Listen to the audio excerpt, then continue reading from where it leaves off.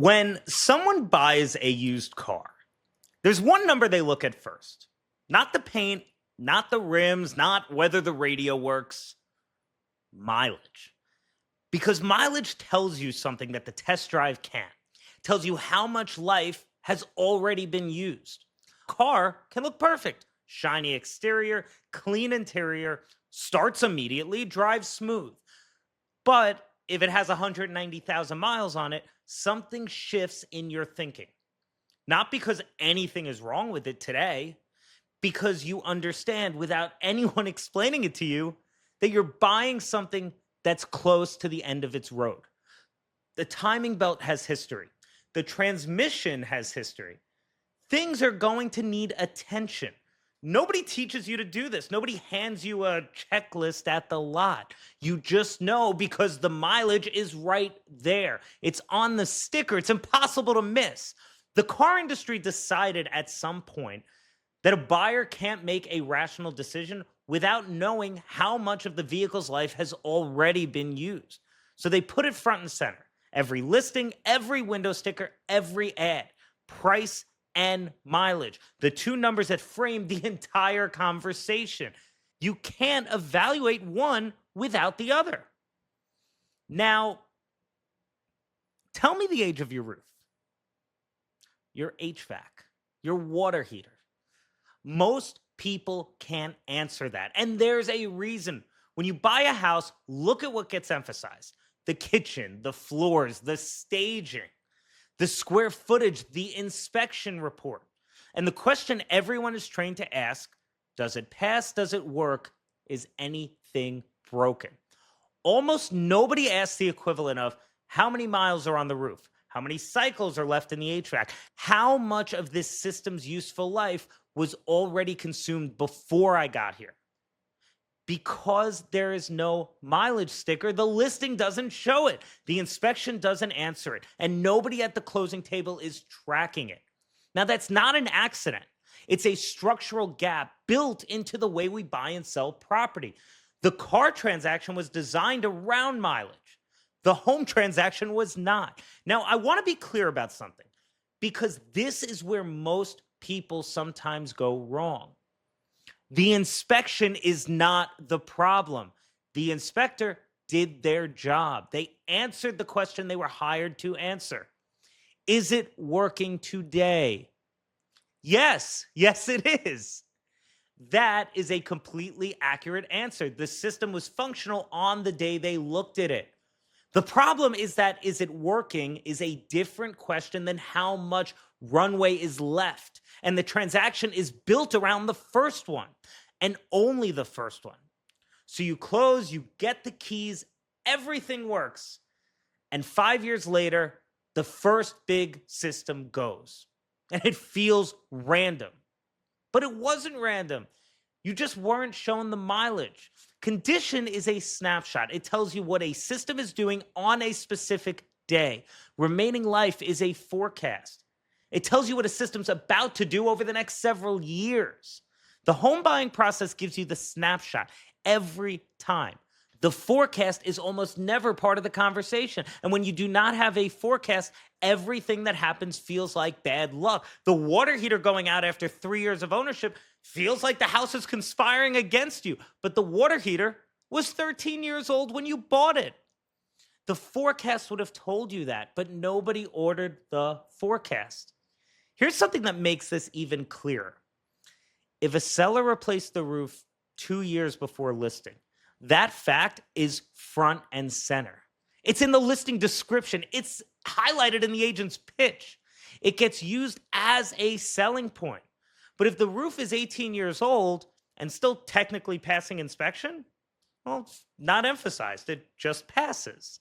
See, these two roofs are not the same. One has 25 years of runway, the other might have 2, but the transaction treats them as almost identical because both are working. That is the mileage problem. Every major system in a house has a wear curve. HVAC, roofing, water heater, appliances. They don't fail because they feel like it.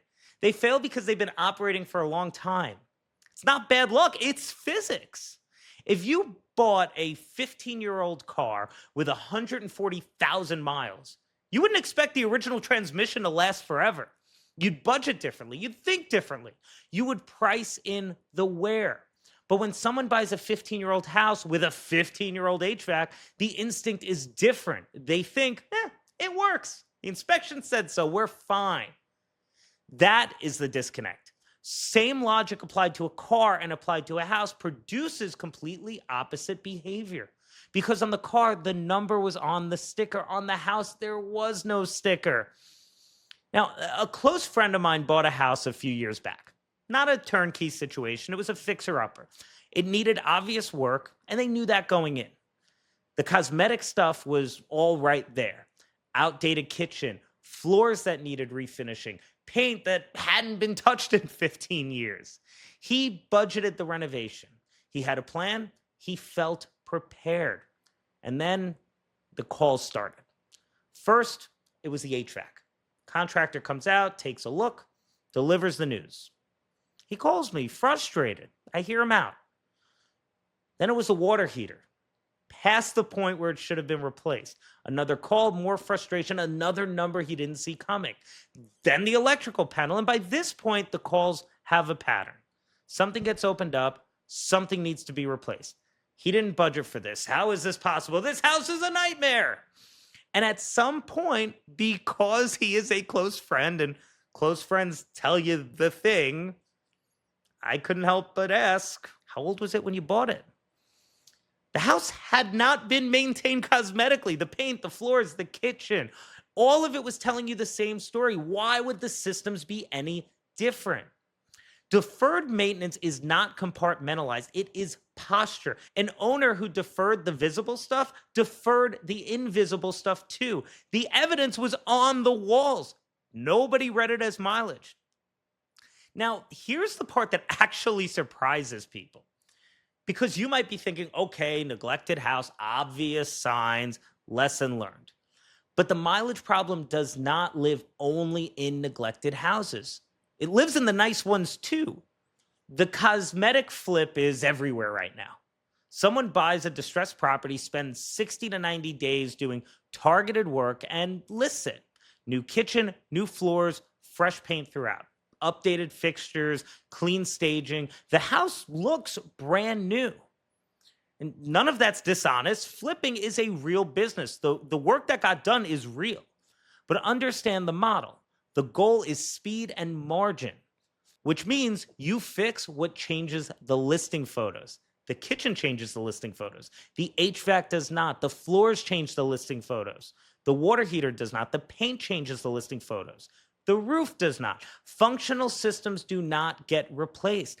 That's just how the math works. So a buyer walks in, sees new floors, new countertops, fresh paint. The brain makes a completely natural assumption. This house was taken care of. The inspection confirms functional. And behind the brand new backsplash, the HVAC is original. The water heater is original. The roof was never touched. The cosmetics are new, the mileage is not. My friend's house looked nothing like this, but underneath the surface, the odometer read exactly the same. Most systems age quietly. There is no warning siren when an HVAC hits year 14. There's no notification that says, you're entering the final stretch of the roof's useful life. It just keeps working until it doesn't. And when it stops, it feels like chaos. But chaos is just compressed predictability. The wear was always accumulating. The age was always advancing. The remaining life was always shrinking. You just didn't see it expressed as a number because houses do not come with mileage stickers. Now, this matters beyond just repairs. If you're evaluating two houses at the same price, one with a 5-year-old roof and HVAC, one with both at year 18, those are not the same financial object. Even if they look identical, even if they both pass inspection, one has the major replacements behind it. The other has them directly ahead. The transaction doesn't tell you which, so you have to ask. And for landlords, this compounds. Renovate multiple units at the same time, And you didn't just refresh the look, you synchronized the mileage. So 10 to 15 years later, those systems do not fail one at a time. They cluster. It's not randomness, it's alignment. The shift is simple. Stop asking, is it working? Start asking, how much life is left? That one question changes how you buy. It changes how you budget. It changes how you react when something eventually needs to be replaced. Because once you can see the wear curve, a replacement does not feel like betrayal. It feels like progression. The system did its job for its full lifespan. Now it's time for the next one. That is a completely different experience of the same exact event. And none of this means anyone made a mistake. Most people were never taught to think this way. They were taught to think about the monthly payment, the inspection checklist, and the upgrades. Nobody handed them the mileage. And that's the gap. And it's a solvable one. The repairs that felt random almost never are. Their systems completing their wear curve on timelines that were always knowable. The randomness is perception, built by a transaction that gave you condition and left the forecast blank. It's just not on the sticker, which means you have to ask for it. So send this to someone who's about to close on a house, because nobody at that closing table is going to hand them the mileage. Drop a comment. I want to hear both sides. If you closed without knowing the age of a single system, say so. If you did know, tell me how. Did you ask the seller directly? Did your agent flag it? Did you just figure it out on your own? And I want to know where it came from. Drop the age in the comments, not the condition, the age. Let's start thinking in mileage. Subscribe if you want to keep going. The information was always there. The sticker just was not. But now you know to ask.